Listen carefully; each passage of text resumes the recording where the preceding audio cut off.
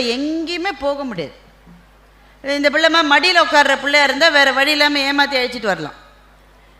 அதுவே கொஞ்ச நேரம் தான் உட்காந்துருக்கு. இந்த ஆண்டி எவ்வளோ நேரம் பேசுவாங்கங்குது. நீ என் டீனேஜ் பசங்கள்லாம் இருக்குன்னு வச்சுக்கோங்க, 5ஆம் கிளாஸ் 6ஆம் கிளாஸ் 7ஆம் கிளாஸ், எங்க நீ போ, நான் வீட்டில் கல்யாணத்துக்கு கூட வரமாட்டேன்றாங்க. நம்ம பிள்ளைகள் நெருங்கின சொந்தக்காரர்களுடைய கல்யாணத்துக்கு கூட வரமாட்டேன்றாங்க. ஆன்லைனில் பார்த்துக்கிறேன்றான்டே. கல்யாணன்றது ஆன்லைனில் பண்ணுறது இல்லைடா, நேரடியாக போய் பார்க்கணும். அப்படி நீங்கள் பலவந்தப்படுத்தி திருமணத்துக்கு அழைத்து கொண்டு போனாலும் அங்கே போய் ஃபோனை பார்த்துக்கிட்டே இருக்கான். ஒருத்தர் அவங்க அம்மாட்ட பேசிட்டு போகிறாரு. இவன் கேட்குறான், அந்த அங்கிள் ரொம்ப நேரமாக உன்கிட்ட பேசுகிறாரு, இவர் யாருன்னு. நிஜமாவே உன் தாய் மாமா வந்தாண்டா. எல்லாரையுமே அங்கிள் தான் கூப்பிட்றான். பால் போடுறவர் அங்கிள், வாட்ச்மேன் அங்கிள், எல்லா அங்கிள், தாய் மாமன் அங்கிள். தமிழில் எத்தனை சொற்கள் இருப்பா. ஒன்று விட்ட சித்தப்பா என்ற சொல் நம்முடைய பழக்கத்திலே இருக்கிறது. முதல்ல இன்னும் ஒரு தலைமுறை போனால் சித்தப்பாவே இருக்க மாட்டோம். அப்புறம் ஒன்று விட்ட சித்தப்பாக்கு எங்கே போகிறது? சித்தப்பாவே இருக்க மாட்டோம். ஒரே ஒரு பிள்ளை இருந்தால் அப்புறம் சித்தப்பா எப்படி வரும்? இப்போ இவ்வளவு சொற்கள் இருக்கிறது, இவ்வளவு உறவு முறைகள் இருக்கிறது. ஆனால் நம்முடைய பிள்ளைகள் சாதனங்களிலிருந்து வெளியே வரமாட்டேன் என்கின்றார்கள். என்ன செய்வது? இதுதான் இன்றைக்கு பெற்றோர்களுக்கும் ஆசிரியர்களுக்கும் இருக்கிற மகத்தான பிரச்சனை. ஏனென்றால் ஒரு போனை நீங்கள் ஒரு 13-14 வயது மாணவனிடமோ மாணவியிடமோ கொடுக்கிற போது கட்டற்ற சுதந்திரம் அவர்கள் கைகளுக்கு வருகிறது. வருதா இல்லையாங்க? ஆவடி பகுதியில் பிள்ளைங்க அதெல்லாம் செய்யறது இல்லையா? சென்னையில் தான் செய்கிறாங்களா? சும்மாவே இருக்கீங்க. அப்புறமா இந்த பேச்சாளர்களை பேச கூப்பிட்டால் ஐயாவுக்கு தெரியும் எங்களுக்கு ஒரு பிரச்சனை இருக்குது. நீங்கள் கை தட்டலைன்னா எங்களுக்கு சந்தேகமாகவே இருக்கும். பாதியில் கிளம்பிடுவீங்களோ.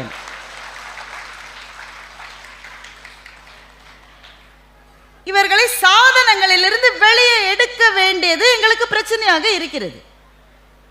ஏன்? கட்டற்ற சுதந்திரத்தை ஒரு ஃபோன் கொடுத்து விடுகிறது. உடனே ஒரு ஜியோவோ ஏதோ ஒன்று டேட்டா ஆல்மோஸ்ட் ஃப்ரீ. வெளிநாடுகளில் அப்படி கிடையாதுங்க. ஆல்மோஸ்ட் ஃப்ரீ எல்லாம் வருது. அவன் எதை பார்க்குறான்னு நீங்கள் எப்படி கண்டுபிடிப்பீங்க? அவன் என்ன செய்கிறான்? பார்த்துக்கிட்டே இருக்கான். அப்பாவோ அம்மாவோ அந்த சைடு வந்தாக்கா அதை அப்படியே கவுத்துடுறான் ஃபோனை.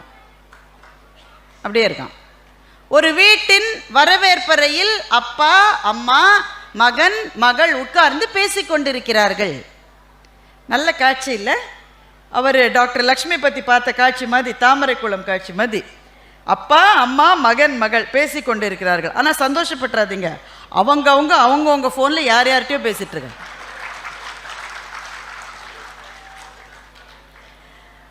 அப்போ என்ன செய்வது? கேட்டா அதையே பார்த்துட்டு இருக்கேடா, என்னடா செய்கிற நீ? புரியுமா உனக்கு? நான் என்ன பார்க்குறேன்னு சொன்னால் புரியுமா? நான் டேட்டா அனலிட்டிக்ஸ் பற்றி பார்த்துட்டு இருக்கேன். உனக்கு அவன் டேட்டா அனலிட்டிக்ஸும் பார்க்கல, ஒன்றும் பார்க்கல. நான் டேட்டா அனலிட்டிக்ஸ் பற்றி ரிசர்ச் பண்ணிட்டு இருக்கேன். ஏஐ பற்றி படிச்சுட்டு இருக்கேன். சேட் பாட் பற்றி நான் பார்த்துட்டு இருக்கேன். உனக்கு புரியுமா? உடனே அந்த அம்மா உடனே ரொம்ப சந்தோஷமா, எங்கள் சுரேஷ் ஃபோனில் என்னென்னவோ பார்க்குறான், எனக்கே என்ன இது ஒரு பெருமையா? அப்போ என்ன செய்வது? நம்ம ஒரு சபதம் எடுத்துக்கலாம். முதல்ல நம்ம பிள்ளைகள் ஃபோனையே பார்த்துட்டு இருக்காங்கன்னு நாம் கம்ப்ளைண்ட் பண்ணுறோம்ல, நாம் எவ்வளவு நேரம் ஃபோனை பார்க்குறோன்னு முதல்ல கண்டுபிடிக்கலாம். ஏன்னா அப்பா 16 மணி நேரம் ஃபோனை பார்த்துக்கிட்டு மகன்கிட்ட என் நேரம் ஃபோனை பார்க்குறியா குன்றுவன் ஒன்றுன்னா அவன் கேட்பான். அவன் நம் பிள்ளைகள் நாம் சொல்லுவதை கேட்டு நடப்பவர்கள் அல்ல, நாம் வாழுவதை பார்த்து வாழ்கிறவர்கள் தான் நம்முடைய பிள்ளைகள்.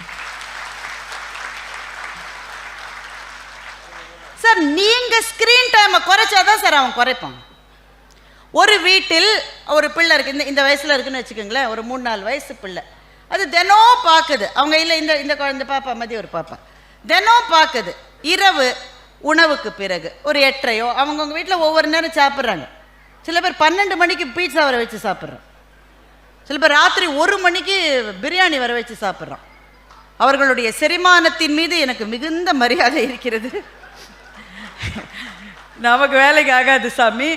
அவங்கவுங்க ஒவ்வொரு நேரம் சாப்பிட்றாங்க. என்ன நேரம் வேணால் சாப்பிடு. சாப்பிட்ட உடனே என்னுடைய வீட்டில் என்னுடைய அப்பாவும் அம்மாவும் 1/2 மணி நேரம் புத்தகம் படிக்கிறார்கள் என்பதை குழந்தை மனதில் பதிய வைத்து கொண்டால் அது வளர வளர வளர வளர வளர அதுவும் அதையே செய்யும்.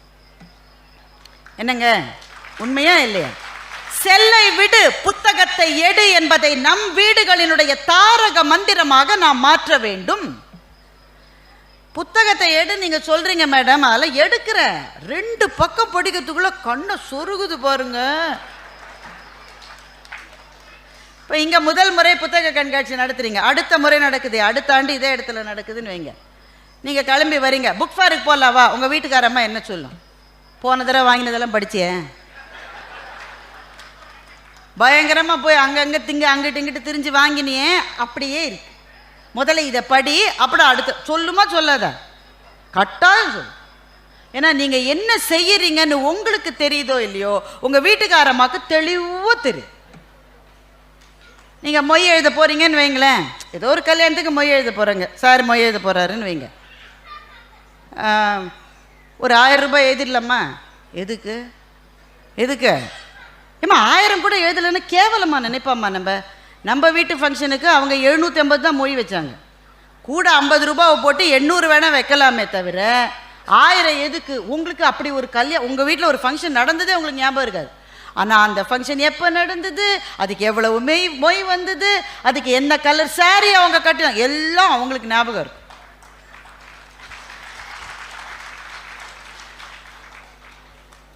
இப்போ நீங்களும் உங்கள் வீட்டுக்காரமாவும் சேர்ந்து இந்த முடிவுக்கு வரணும், படிக்கணும். படித்தா ஆனால் கண்ணை கட்டுதை என்ன செய்வது என்றால் அப்படிதான் இருக்கும். உடனே நீங்கள் சொல்லுங்க, நீங்கள்லாம் மட்டும் நிறைய படிக்கிறீர்கள், என்னால் படிக்க முடியவில்லை என்றால் படிப்பது உன் பேர், அதெல்லாம் நான் சொல்லவே மாட்டேன். முதல்ல எல்லாருக்கும் கண்ணை கட்ட தான் கட்டும். நாமெல்லாம் ஜியாகிரபி படித்தப்போ கண்ணை கட்டலன்னு மனசாட்சியோட யாராவது சொல்லுங்க பார்க்கலாம். கட்டாயம் கண்ணை கட்டும். அது சில ஆசிரியர்கள் வந்தா அந்த வகுப்பு வரும்போதே கண்ணை கட்டும். இன்னும் வகுப்பே ஆரம்பிக்கல, அப்படியே இழுக்கும் பாருங்க நமக்கு. இப்போ வகுப்பில் தான் நம்ம முதல்ல சில முக்கியமான வாழ்க்கை பாடங்களை கற்றுக்குறோம். கண்ணை திறந்துக்கிட்டே தூங்குவது எப்படி, எவ்வளோ உபயோகமான பாடம் பாருங்க நீங்கள் வாழ்க்கையில். இதெல்லாம் வகுப்பில் தான் நம்ம கற்றுக்க முடியும். அப்படி தான் கண்ணை கட்டும். ஆனால் அதை மீறி நமக்கு ஒரு உறுதி வேண்டும். ஏனென்றால் புத்தகங்கள் நம்மை வேறு ஒரு உலகத்துக்கு அழைத்து செல்லுகின்றன. அப்போ எதிலிருந்து ஆரம்பிப்பது? அந்த கேள்வி வருது இல்லையா? இந்த மானுட சமூகமே கதைகளிலிருந்து தான் ஆரம்பித்தது. மானுட சமூகத்தில் ஒவ்வொரு வளர்ச்சி என்பதும் கதையிலிருந்து தான் ஆரம்பித்தது. இன்றைக்கு பள்ளிகளில், மேல்நாடுகளிலும் சரி நம்ம நாட்டிலையும் சரி, ஸ்டோரி டெல்லிங் என்பது ரொம்ப முக்கியமாக பார்க்கப்படுகிறது. கதை சொல்லுவதன் மூலம் சிலவற்றை விளக்குகிற போது நம்முடைய மனத்துக்கு அது மிக நெருக்கத்திலே வந்து விடுகின்றது. அந்த கதை சொல்லுவதிலிருந்து ஆரம்பிக்கலாம். முதல்ல நம்ம பிள்ளைகளுக்கே நம்ம கதை இன்றைக்கு சொல்லுவது ரொம்ப குறைந்து விட்டது. நம்ம எல்லாருக்கும் ஒரு அப்பத்தா வீட்டில் இருக்கோம். எங்கள் வீட்டிலலாம் ஒரு பெரிய அந்த போனின்னு சொல்லுவோம். நீங்கள் உங்கள் பகுதியில் எப்படி சொல்லுவீங்க தெரியல, போனின்னு சொல்லுவோம். அது ஒரு இது மாதிரி வானொலி மாதிரி இருக்கும், அது கடாய். அதில் வந்து சோத்தை போட்டு நல்லா குழச்சி அடித்து எல்லா பிள்ளைக்கும் ஆளுக்கு ஒன்று கொடுப்பாங்க. இவ்வளோ பெரிய உருண்டை ஒன்று கொடுப்பாங்க. கூடவே ஒரு கதை. பெரும்பாலும் வந்து ஒவ்வொரு வீட்டில் ஒவ்வொரு கதை சொல்லுவாங்க. இப்போல்லாம் ஒரு அப்பத்தாவையும் காணும், எங்கே போச்சுன்னு தெரியல. அப்பத்தாவையும் காணும், கதையும் காணும். அந்தந்த வீட்டில் ஒவ்வொரு அப்பத்தா இருந்தால் பேரன் பேத்தியோட ரிமோட்டு சண்டை போட்டுட்ருக்கு. சில பாட்டி தாத்தாலாம் பாத்ரூம் கூட போகாமல் உட்காந்தே இருக்காங்க. ஏன்னா ரிமோட்டை வச்சுட்டு பாத்ரூம் போனால் பேரை மாற்றிடுறான் சேனல். சிலது ரிமோட்டோடைய பாத்ரூமுக்கு போகுது. ஏன்னா அவன் படப்படன்னு 10 சேனலை மாத்துறான். பாவம் பாட்டிமாக்கு தெரியாது. அது நிதானமாக வந்து இப்போதானடா இந்த சீரியல் பார்த்தேன்றதுக்குள்ள அவன் 10 சேனலை மாற்றிடுறான். அவனுக்கு பொறுமை இருக்கா கவனிச்சிங்களா? ஒன்றுத்தையாவது 3.25 செகண்டுக்கு மேலே அவன் பார்க்குறான். சரி நீ பார்க்குறடா, சரிடா வெயிடா ரஞ்சிதமே வெயிடா பார்க்கலாம்டா. அதுலேயே கூட ரஞ்சிதமே சேனலை மாற்றிடுறான். ஒன்றுத்தை பார்க்க மாட்டேங்கிறான். இந்த ஸ்பேன் ஆஃப் அட்டென்ஷன் சொல்கிறோம்ல, ரொம்ப குறைவுங்க. ஆசிரியர்கள் யாராவது இருக்கீங்களான்னு தெரியலன்னு இந்த அம்மா கை தூக்குது. ரொம்ப பரிதாபம்மா. ஒரு பிள்ளையே வச்சு நாங்கள் என்ன கஷ்டப்படுறோம் வீட்டில், எப்படிம்மா சமாளிக்கிறீங்க? இப்போ யூடியூப்பில் வந்ததுயா, அப்போ தான் ஸ்கூலில் சேர்ந்துருக்கியா அந்த பிள்ளை, அப்போ தான் சேர்ந்துருக்கான். 1ஆம் வகுப்பு கூட இல்லை, அந்த கேஜி வகுப்போ ஏதோ. அந்த டீச்சர் அம்மா என்ன சொல்லிச்சு? தப்பாக ஒன்றும் சொல்லலையே. ஆவன்னா போட சொல்லி கொடுத்துருக்கு. இவன் வேற எதையோ ஒன்றுத்தை எழுதிட்டு வந்திருக்கான். இந்த டீச்சர் சொல்கிறா இது தப்புடா, இது இல்லைடான்ற. அந்த இவ்வளோதான் இருக்குங்க, இவ்வளோதான் இருக்கு. இந்த டீச்சர் அவன் முட்டி அளவு தான் இருக்கான். அவன் சொல்கிறான் இதுவே ஆவா இருந்தால் என்ன தப்பு டீச்சர்னு கேட்குறான். பார்த்து யூடியூப்லாம் வந்தது. இதையே ஆவனாவா வச்சுக்கிட்டா என்னன்றான். இல்லைடா இது தப்புடான்னு அந்த டீச்சர் அப்பவும் பொறுமையான்னு சொல்லி. என்ன பொறுமைங்க, டீச்சர்ஸ்க்கெல்லாம் அவங்க பொறுமைக்கு எல்லையே கிடையாது. இல்லைடா இது தப்புடா. இப்போ தான் எழுத்தை கற்றுக்குறான். அதுலேயே புரட்சியாளனா மாறிட்டான். இது தப்புடா, இப்படி போடக்கூடாதுடா அப்படின்னா கடவுளே இவங்களோட எவ்வளவு தொல்லையா இருக்குன்றான். இது டீச்சரோட டயலாக். பையன் மாற்றி சொல்கிறான். இப்போ ஆவன்னா கற்றுக்கிறதுக்குள்ளே இவ்வளோ அப்ஜெக்ஷன் ரைஸ் பண்ணுறானே. நீங்கள் கதை சொன்னால் எங்கள் அப்பா பாட்டிலாம் கதை சொன்னால் நாங்கள் அப்படியே கேட்போம், எது இருந்தாலும் கேட்போம், கேள்வியே கேட்க மாட்டோம். ராவணனுக்கு 10 தலை இருக்குன்னு பாட்டி சொன்னால் அவன் எப்படி திரும்பி படுத்துப்பான்னு நாங்கள் கேட்கவே மாட்டோம். ஏன்னா ஒரு வயது வந்தால்தான் நமக்கு தெரியும் 10 தலை என்று சொல்லப்பட்டது நிஜமாவே 10 தலைகள் என்று அதை பொருள் எடுத்துக்கொள்ளக்கூடாது. தலை என்பது அந்த இடத்திலே ஆணவம், தலைக்கனம். ஒரு தலைக்குள்ளே ஒரு மனிதனுக்கு எவ்வளவு ஆணவம் இருக்கிறதோ அதை போல 10 மடங்கு ஆணவம் கொண்டவன் ராவணன் என்பதை குறிப்பினாலே சொல்லுவதற்காக அந்த காட்சி விளக்கப்பட்டிருக்கிறது. இப்போ ஆனால் கேட்க மாட்டோம், நமக்கு மனசில் சந்தேகம் வந்தால் கூட. ஆனால் இந்த பையன் ஆவணா போடுறதுக்கு டீச்சரோடு சொல்கிறோம். இப்போ இவனுக்கு பாட்டி வடை சுட்ட கதையை சொன்னால் என்ன செய்வான்? சொல்கிறீங்கன்னு வைங்க, சொல்கிறீங்க பாட்டி வடை சுட்ட கதை.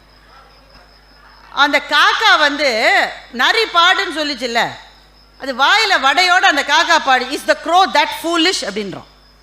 அந்த நீ தானே நேத்திக்கு ஒரு கதை சொன்ன, தண்ணிக்குள்ளே கல்லை போட்டு தண்ணியை மேலே வர வச்சது காக்கான்னு. அப்போ மாத்திரம் அவ்வளோ புத்தி இருந்தது, வாயில் வடை வச்சுட்டு பாடுற அளவு அதுக்கு புத்தி இல்லையான்னு கேட்குறான்.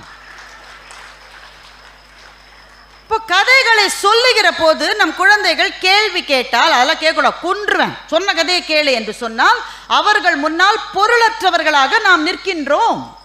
எனவே அவர்களினுடைய அறிவு தளத்திலே இருந்து அந்த கதைகளை மாற்றி சீரமைக்கின்ற ஒரு பொறுப்பும் இன்றைய பெற்றோர்களான, இன்றைய ஆசிரியர்களான, இன்றைய படைப்பாளிகளான நமக்கு இருக்கிறது.